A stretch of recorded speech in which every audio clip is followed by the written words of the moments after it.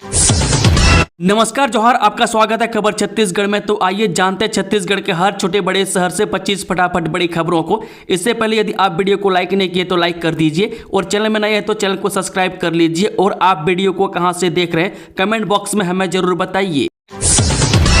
छत्तीसगढ़ में जमीन खरीदते ही बन जाएंगे मालिक, तहसीलदार की छुट्टी, अब नामांतरण होगा ऑटोमेटिक। छत्तीसगढ़ सरकार ने भूमि संबंधी मामलों में बड़ा प्रशासनिक सुधार करते हुए जमीन की खरीद बिक्री के बाद होने वाले नामांतरण प्रक्रिया को अब पूरी तरह ऑटोमेटेड बना दिया। इस नई व्यवस्था के तहत जैसे किसी भूमि की रजिस्ट्री होगी उसी क्षण उसका नामांतरण भी ऑटोमेटिक हो जाएगा। इसके लिए अब तहसील में आवेदन करने या तहसीलदार की मंजूरी लेने की जरूरत नहीं पड़ेगी। राजस्व एवं आपदा प्रबंधन विभाग द्वारा जारी गजट नोटिफिकेशन के अनुसार तहसीलदारों से नामांतरण के अधिकार हटाकर अब यह शक्तियां जिले के रजिस्ट्रार और सब रजिस्ट्रार को दे दी गई है। इस नई व्यवस्था की शुरुआत राजस्व मंत्री टंकराम वर्मा के विधानसभा क्षेत्र से पायलट प्रोजेक्ट के रूप में की गई है। आवास प्लस सर्वे की समय सीमा 15 मई तक बढ़ी। डिप्टी सीएम विजय शर्मा बोले, कोई भी पात्र परिवार योजना से वंचित न रहे। जब प्रधानमंत्री आवास योजना ग्रामीण के तहत चल रहे आवास सरप्लस 2024 सर्वेक्षण की समय सीमा अब 15 मई तक बढ़ा दी गई है। पूर्व में यह सर्वेक्षण 30 अप्रैल तक संचालित किया जाना था, लेकिन यह सुनिश्चित करने के लिए कि कोई भी पात्र हितग्राही योजना के लाभ से वंचित न रहे, भारत सरकार ग्रामीण विकास विभाग द्वारा इसे 15 दिनों के लिए और विस्तारित किया गया है। प्राचार्यों के प्रमोशन पर लगी रोक, एक दिन पहले विभाग ने जारी की थी सूची। जाने क्या है मामला। जब व्याख्याता से प्राचार्य पदोन्नति मामले में सुनवाई के बाद हाईकोर्ट ने रोक लगा दी। राज्य शासन ने बुधवार को प्राचार्य प्रमोशन की सूची जारी की थी। स्कूल शिक्षा विभाग के फैसले पर उच्च न्यायालय ने सख्त नाराजगी जताते हुए अवमानना का नोटिस भी जारी कर दिया। इस मामले में अब 7 मई को अगली सुनवाई होगी। मामले की सुनवाई चीफ जस्टिस रमेश सिन्हा व जस्टिस अरविंद वर्मा की डिवीजन बेंच में होगी। नक्सलियों को बड़ी चेतावनी, कर्रेगुटा ऑपरेशन रहेगा जारी। सीएम ने माओवादी पीड़ितों को दिया भरोसा। जय मुख्यमंत्री विष्णुदेव साय ने गुरुवार को नक्सलवाद के पीड़ितों से मुलाकात की जो विस्फोटों के कारण अपने शरीर के अंग खो चुके हैं। में सीएम ने कहा कि लोगों ने अनुरोध किया है कि छत्तीसगढ़ और तेलंगाना की सीमा पर कर्रेगुटा की पहाड़ियों में चल रहे नक्सल विरोधी अभियान को जारी रखा जाए। मुख्यमंत्री ने दावा किया है कि कई संस्थाएं चाहती है कि अभियान रोक दिया जाए। सुकमा, बीजापुर, कांकेर और अन्य क्षेत्रों जैसे कई जगहों से नक्सलवाद के पीड़ित जो घायल हो गए या शरीर का कोई अंग खो चुके हैं आज मुझसे मिलने आए। मैं कुछ लोगों ने अपनी आंखों या पैर खो दिए। वे अनुरोध कर रहे हैं कि छत्तीसगढ़ और तेलंगाना की सीमा पर कर्रेगुटा की पहाड़ियों में चल रहे नक्सल अभियान को जारी रखा जाए।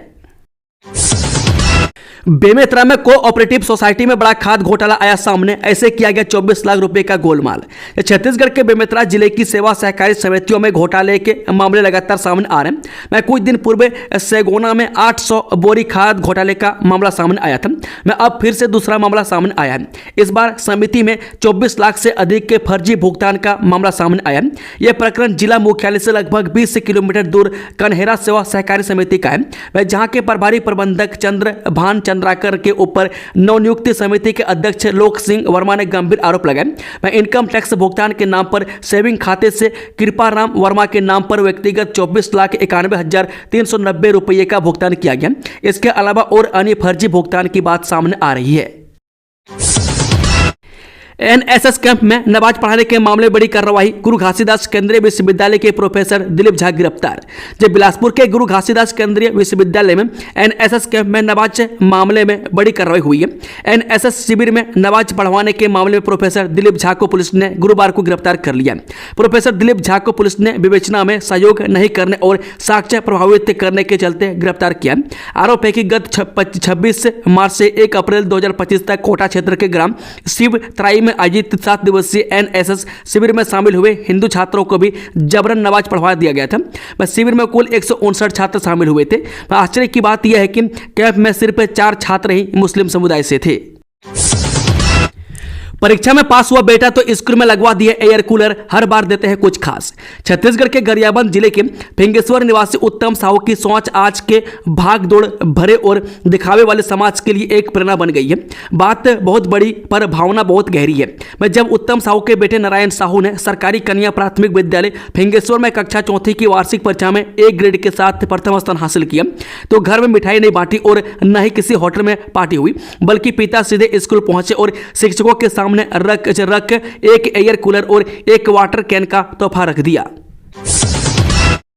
फिर जारी हुई आईएएस अफसरों की ट्रांसफर लिस्ट, जाने किस अफसर का कहां हुआ तबादला।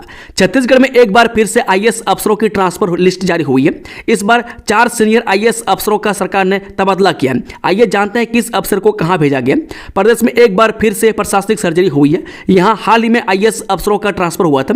इसके बाद एक बार फिर से सरकार ने 4 सीनियर आईएएस अफसरों का ट्रांसफर किया। मुख्य निर्वाचन पदाधिकारी रीना बाबा साहेब की मंत्रालय में वापसी के बाद इस पद की जिम्मेदारी सीनियर आईएएस अफसर यशवंत कुमार को दी गई है। पूर्व सीएम ने कहा जातिगत जनगणना मोदी सरकार की ऐतिहासिक पहल, जाने केंद्र के फैसले पर क्या बोले भूपेश बघेल। जी मुख्यमंत्री विष्णुदेव साय ने प्रधानमंत्री मोदी द्वारा आगामी जनगणना में जातीय गणना को सम्मिलित किए जाने के निर्णय का स्वागत किया है।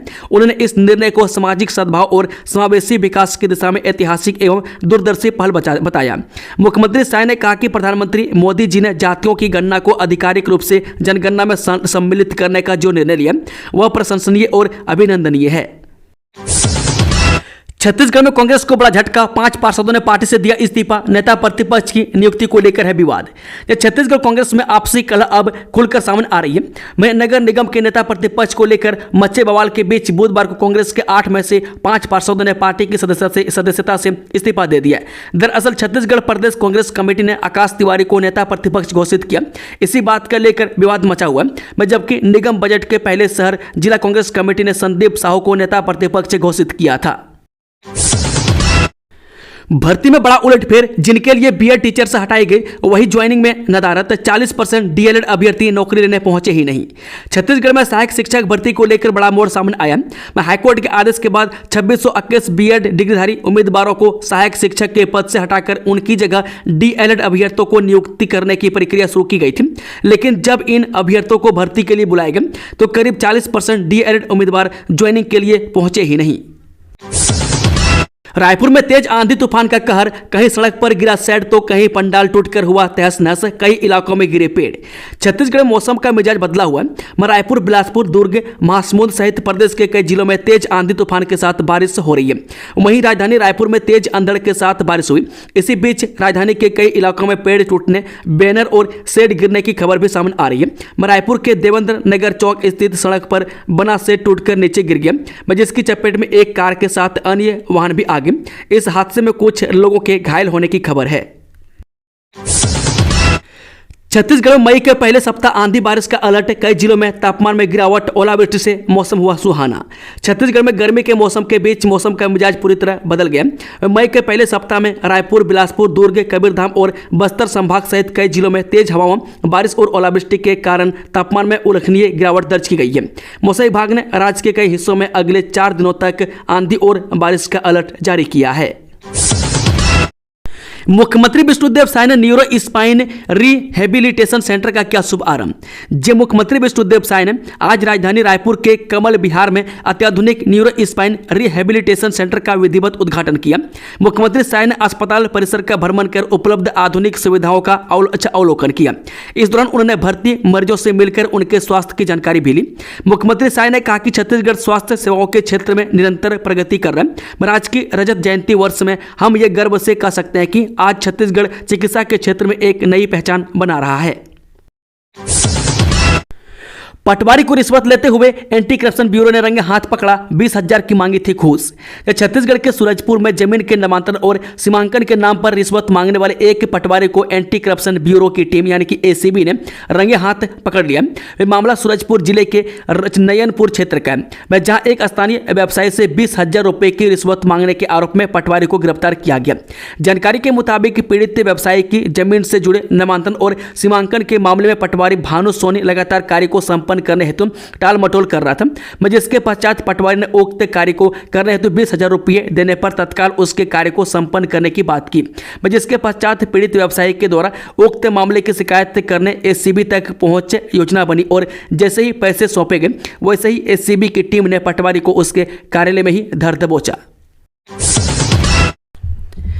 ऑटो में पीडीएस चावल की कालाबाजारी, 20 बोरी चावल के साथ 2 पकड़ी। गरीबों को मुफ्त में मिलने वाला पीडीएस चावल की कालाबाजारी रोकथाम के लिए राज्य सरकार लगातार कोशिश कर रही है, लेकिन उसके बावजूद पीडीएस चावल का कालाबाजारी करते पकड़ी गई है। मैं पूरा मामला कुम्हारी के जंजगिरी गांव के शासकीय राशन दुकान से ऑटो में पीडीएस का चावल भरकर परिवहन किया जा रहा था, मैं जिसे स्थानीय लोगों ने पकड़कर पुलिस को सौंप दिया। सार्वजनिक वितरण प्रणाली के तहत गरीब तबके के लोगों को चावल वितरण किया जाता है, लेकिन उसकी आड़ में संचालकों द्वारा उस चावल की कालाबाजारी करते हुए कुछ दलालों के माध्यम से चावल को राइस मिल तक पहुंचाई जाती है। मैं कुछ ऐसा ही मामला जंजगिरी गांव के मां सहायता समूह के संचालक द्वारा पीडीएस का चावल कालाबाजारी करते हुए स्थानीय लोगों ने एक ऑटो में करीब 20 कट्टा यानी कि बोरी चावल के साथ 2 लोगों को पकड़ा है। पीएम मोदी की यात्रा से पहले तिरुवनंतपुरम में बम विस्फोट की धमकी। केरल स्थित बीजिन जाम अंतर्राष्ट्रीय बंदरगाह के उद्घाटन के लिए प्रधानमंत्री मोदी की यात्रा से पहले एक परेशान करने वाली घटना सामने आई है। दरअसल केरल की राजधानी में 3 अलग अलग बम विस्फोट की धमकियां मिली है। जानकारी के मुताबिक कल रात पलायम नगर मुख्यालय, वंचियूर जिला कोर्ट परिसर और श्री कार्यम सरकारी इंजीनियरिंग कॉलेज सहित प्रमुख स्थानों पर बम धमाके की धमकियां मिली थी। रात करीब 9:19 पर माइक्रोसॉफ्ट आउटलुक अकाउंट के जरिए भेजे गए एक ईमेल में अगली सुबह इन स्थानों पर 5 बम विस्फोट की चेतावनी दी गई थी। वर्दी में गुंडागर्दी करने वाला ASI line attach Jaspur SSP Shashi Mohan Singh ने दिए जांच के आदेश। जलोदमा थाना इलाके में बीते दिनों कार सवार युवक को बुरी तरह से पीटने का आरोप एएसआई पर लगा था। आरोपी एएसआई मनोज भगत को आज एसएसपी शशि मोहन सिंह ने लाइन अटैच कर दिया। इसके साथ ही एएसआई के खिलाफ जांच के आदेश भी सीएसपी को दिए गए। दरअसल एएसआई भगत ने वाहन चेकिंग के दौरान नेशनल हाईवे नंबर 43 पर कार सवार युवक की जमकर पिटाई की थी। पिटाई के वीडियो सोशल मीडिया पर भी जमकर शेयर हुआ। वीडियो सामने आने के बाद जब पुलिस की किरकिरी हुई तो एसएसपी ने जांच के आदेश दिए। महतारी बंधन योजना की 15वीं किस्त जारी, महिलाओं के खाते में भेजे गए 648 करोड़ रुपए की राशि। छत्तीसगढ़ सरकार द्वारा महतारी बंधन योजना के अंतर्गत आज 1 तारीख को मई 2025 की 15वीं किस्त का भुगतान जारी कर दिया गया। महिला एवं बाल विकास विभाग द्वारा प्रदेश की 69,32,000 से अधिक महिलाओं को कुल 648 करोड़ 38 लाख रुपए की सहायता राशि उनके बैंक खाते में अंतरित की गई। गौरतलब है कि छत्तीसगढ़ सरकार द्वारा महिलाओं को आर्थिक रूप से मजबूत करने के लिए इस योजना की शुरुआत मार्च 2024 में की गई थी। अब तक लगातार 15 माहों में 9788 करोड़ 78 लाख रुपए की राशि प्रदेश की महिलाओं को प्रदान की जा चुकी है। योजना के अंतर्गत 21 से 60 वर्ष आयु वर्ग की विवाहित, विधवा, तलाकशुदा एवं परित्यक्ता महिलाओं को प्रतिमाह 1000 रुपए की सहायता राशि प्रदान की जाती है। धर्मेंद्र सिंह ठाकुर बने छत्तीसगढ़ प्रदेश शिक्षक फेडरेशन के संभागीय अध्यक्ष। जब प्रदेश शिक्षक फेडरेशन के प्रांत अध्यक्ष राजेश चटर्जी ने कर्मठ एवं कर्तव्यनिष्ठ धर्मेंद्र सिंह ठाकुर, प्रधान पाठक सापुमा साला कोपरा को छत्तीसगढ़ प्रदेश शिक्षक फेडरेशन का संभागीय अध्यक्ष नियुक्त किया है। मैं शुरू से धर्मेंद्र सिंह ठाकुर शिक्षक एवं कर्मचारी हित के लिए समर्पित। धर्मेंद्र सिंह ठाकुर शासकीय सेवा में आने के पश्चात शुरू से शिक्षक एवं कर्मचारी हित के लिए समर्पित रहे। अपने शिक्षक साथियों के हित के लिए आगे रहकर लड़ाई लड़ी एवं लंबे समय तक संगठन के महत्वपूर्ण पद पर कार्य किया। अपने सिद्धांत और अनुशासन के कारण उनके सामने कई मुश्किलें आई, लेकिन उन्होंने इस मुश्किलों का डटकर सामना किया और अपने कर्तव्य पथ पर आगे बढ़ते रहे। सुप्रीम कोर्ट ने खारिज की पहलगाम हमले की न्यायिक जांच की मांग, याचिकाकर्ता को लगाई फटकार, बोले जिम्मेदार बनिए। सुप्रीम कोर्ट ने 22 अप्रैल को पहलगाम में हुए आतंकी हमले की न्यायिक जांच की मांग को खारिज कर याचिकाकर्ताओं को फटकार लगाई है। सुप्रीम कोर्ट ने कहा, जिम्मेदार बनिए, देश के प्रति आपका कुछ कर्तव्य है। मैं कब से हाईकोर्ट या सुप्रीम कोर्ट के कोई रिटायर्ड जज ऐसे मुद्दों की जांच करने के एक्सपर्ट बन गए, हम सुनवाई नहीं करेंगे। केंद्रीकृत बोर्ड परीक्षा 2025 कक्षा 5वीं और 8वीं का परिणाम घोषित। दंतेश्वरी हाई स्कूल से इन छात्रों ने मारी बाजी। 30 अप्रैल को केंद्रीकृत बोर्ड परीक्षा प्राथमिक एवं माध्यमिक वार्षिक परीक्षा 2025 का कक्षा 5वीं और 8वीं का परीक्षा परिणाम घोषित किया गया, जिसमें मां दंतेश्वरी हाई स्कूल रत्नाबंधा धमतरी विद्यालय से कक्षा 5वीं से प्रथम स्थान देवेश साहू पिता तोसन साहू 91%, द्वितीय कुमार कुमकुम ध्रुव पिता मोहित ध्रुव 90%, तृतीय कुमार परिधि तिवारी पिता जितेंद्र वीरेंद्र तिवारी 88% अंक प्राप्त किए। कक्षा 8वीं से प्रथम स्थान पर कुमारी साक्षी साहू पिता विनय साहू 86.17%, द्वितीय स्थान पर कुमारी साक्षी देवांगन पिता राम गोपाल देवांगन 83%, तृतीय कुमारी सादिया खान पिता सुहेल अशरफ 75.15 अंक प्राप्त किए। विद्यालय की प्राचार्य लक्ष्मी रावटे ने सभी उत्तीर्ण छात्र छात्राओं को बधाई एवं शुभकामनाएं दी। विद्यालय से मिली जानकारी के अनुसार कक्षा 5वीं एवं 8वीं का केंद्रीकृत बोर्ड परीक्षा का रिजल्ट 100% रहा। भिलाई से राजनांदगांव दिव्य रथ निःशुल्क बस विधायक रिकेश ने हरी झंडी दिखाकर किया रवाना। हफ्ते में 2 दिन चलेगी। जी आज वैशाली नगर विधायक रिकेश सेन ने दिव्यांग वरिष्ठ जनों के लिए निःशुल्क बस सेवा का शुभारंभ सुपेला चौक पर किया। दिव्य रथ बस को घड़ी चौक पर सुबह 10:30 बजे विधायक रिकेश सेन हरी झंडी दिखाकर रवाना किया। इस दौरान उन्होंने जरूरतमंदों को कमर पट्टा, वॉकिंग छड़ी और व्हील चेयर वितरण भी किया। विधायक रिकेश सेन ने कहा कि दिव्यांग जनों और वृद्ध जनों के लिए निःशुल्क बस सेवा की शुरुआत आज से की जा रही है। यह सेवा कंपोजिट रीजनल सेंटर राजनांदगांव के माध्यम से संचालित होगी, जिसके अंतर्गत प्रत्येक सप्ताह के मंगलवार और गुरुवार को निःशुल्क बस दुर्ग भिलाई से CRC राजनांदगांव तक चलेगी, जिससे हमारे दिव्यांग और वरिष्ठ नागरिक चिकित्सा, पुनर्वास, परामर्श और अन्य आवश्यक सेवाओं का सहज रूप से लाभ उठा सकें। छत्तीसगढ़ प्रदेश साहू संघ के चुनाव की तारीखों का ऐलान 1 मई से 30 अक्टूबर 2025 तक होंगे इलेक्शन। छत्तीसगढ़ प्रदेश साहू संघ द्वारा आगामी चुनाव कार्यक्रम की घोषणा कर दी गई है। वह संघ के प्रदेश अध्यक्ष टहल सिंह साहू द्वारा जारी सूचना के अनुसार संघ की विभिन्न इकाइयों, ग्राम परिक्षेत्र, तहसील, जिला एवं प्रदेश स्तर के चुनाव चरणबद्ध ढंग से 1 मई 2025 से 30 अक्टूबर 2025 के बीच संपन्न कराए जाएंगे। वह चुनाव प्रक्रिया का संचालन वरिष्ठ अधिवक्ता HP साहू एवं सहायक निर्वाचन अधिकारी नारायण साहू तथा रमेश साहू की देखरेख में किया जाएगा। फिर परेशान होंगे रेल यात्री। पूरी जाने और आने वाली 10 एक्सप्रेस ट्रेनों का रूट बदला। जे ईस्ट कोस्ट रेलवे के संबलपुर स्टेशन में यार्ड रिमॉडलिंग का कार्य शुरू होने वाला है। इस कारण पूरी जाने और आने वाली 10 एक्सप्रेस ट्रेनों का मार्ग रेलवे ने बदल दिया।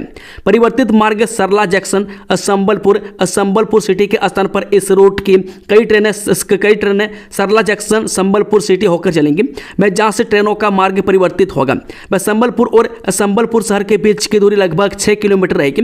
इसी प्रकार दक्षिण पूर्व मध्य रेलवे से होकर चलने वाली ट्रेनों को भी परिवर्तित मार्ग से चलाया जा रहा है। लल्लूराम.com की खबर का बड़ा असर। सुपर स्पेशलिटी चिकित्सकों के संविदा वेतन में वृद्धि, आज से लागू हुई नई दरें। जो लल्लूराम.com की खबर का बड़ा असर हुआ है। चिकित्सा शिक्षा विभाग मंत्रालय रायपुर ने सुपर स्पेशलिटी चिकित्सकों के संविदा वेतनमान में व्यापक संशोधन संबंधित आदेश जारी किया। यह संशोधित वेतनमान आज यानी 1 मई 2025 से लागू हुआ। जारी आदेश अनुसार प्राध्यापक यानी कि सुपर स्पेशलिटी के संविदा वेतन को 3 लाख प्रति माह तक बढ़ाया गया, जबकि सहायक प्राध्यापक या सुपर स्पेशलिटी को अब 2.5 लाख प्रति माह तथा एक अन्य श्रेणी के सहायक प्राध्यापक को 1.5 लाख प्रति माह वेतन प्राप्त होगा। इसके अतिरिक्त सीनियर रेसिडेंट सुपर स्पेशलिटी को 1 लाख प्रति माह का संशोधित वेतन प्रदान किया जाएगा। तेज आंधी तूफान में अचानक भरभराकर गिरी राइस मिल की छत, नीचे काम कर रहे 2 मजदूरों की दबकर हुई मौत, मौके पर मचा हड़कंप। छत्तीसगढ़ के कई इलाकों में आज दोपहर के बाद अचानक आई आंधी तूफान ने जनजीवन अस्त व्यस्त कर दिया। बेमेतरा के ग्राम राखी में संचालित सूरज राइस मिल की छत तूफान की वजह से अचानक भरभराकर गिर गई। इस दौरान वहां काम कर रहे 2 मजदूरों की छत के नीचे दबने से मौत हो गई। घटना की सूचना मिलने के बाद साजा थाना और देवकर चौकी पुलिस मौके पर पहुंचकर मामले की जांच में जुट गई है। शुरुआती जानकारी के मुताबिक घटना के बाद मौके पर काम कर रहे अन्य मजदूर मृतकों के परिजनों के साथ मौके पर मुआवजे की मांग करते हुए धरना प्रदर्शन कर रहे हैं। वहीं पुलिस उन्हें शांत कराने और पुलिस की कार्रवाई में सहयोग करने का प्रयास कर रही है। कांग्रेस ने बोरेबासी नाम पर किया भ्रष्टाचार, मजदूर दिवस पर बीजेपी ने पोस्टर किया वायरल। जब मजदूर दिवस के अवसर पर आज छत्तीसगढ़ में कांग्रेसियों ने बोरेबासी दिवस मनाया। इस मौके पर पूर्व मुख्यमंत्री भूपेश बघेल सहित बड़ी संख्या में कांग्रेसियों ने बोरेबासी खाते हुए तस्वीरें सोशल मीडिया पर साझा किया। लेकिन भाजपा ने भी एक पोस्टर सोशल मीडिया पर वायरल करते हुए लिखा, कांग्रेस ने बोरेबासी के नाम पर बड़ा भ्रष्टाचार किया और छत्तीसगढ़ी संस्कृति के नाम पर ठगने का भी काम किया है। दृष्टि एवं श्रवण बाधित बच्चों के लिए शिक्षा का सफर अब होगा आसान। सीएम साय ने डे स्कॉलर विशेष बच्चों के लिए निःशुल्क बस सेवा का किया शुभारंभ। मुख्यमंत्री विष्णुदेव साय ने आज अपने निवास परिसर से दृष्टि एवं श्रवण बाधित बच्चों को एक बड़ी सौगात देते हुए 2 विशेष बसों को हरी झंडी दिखाकर रवाना किया। ये बसें रायपुर और बिलासपुर स्थित शासकीय दृष्टि एवं श्रवण बाधित विद्यालयों में अध्ययनरत डे स्कॉलर बच्चों को प्रतिदिन निःशुल्क घर से स्कूल और स्कूल से घर तक पहुंचाएगी। मुख्यमंत्री साय ने कहा कि यह सुविधा विशेष बच्चों के लिए न केवल सुगम और सुरक्षित आवागमन सुनिश्चित करेगी, बल्कि उनके आत्मविश्वास, शिक्षा की निरंतरता और सामाजिक समावेश को भी मजबूती प्रदान करेगी।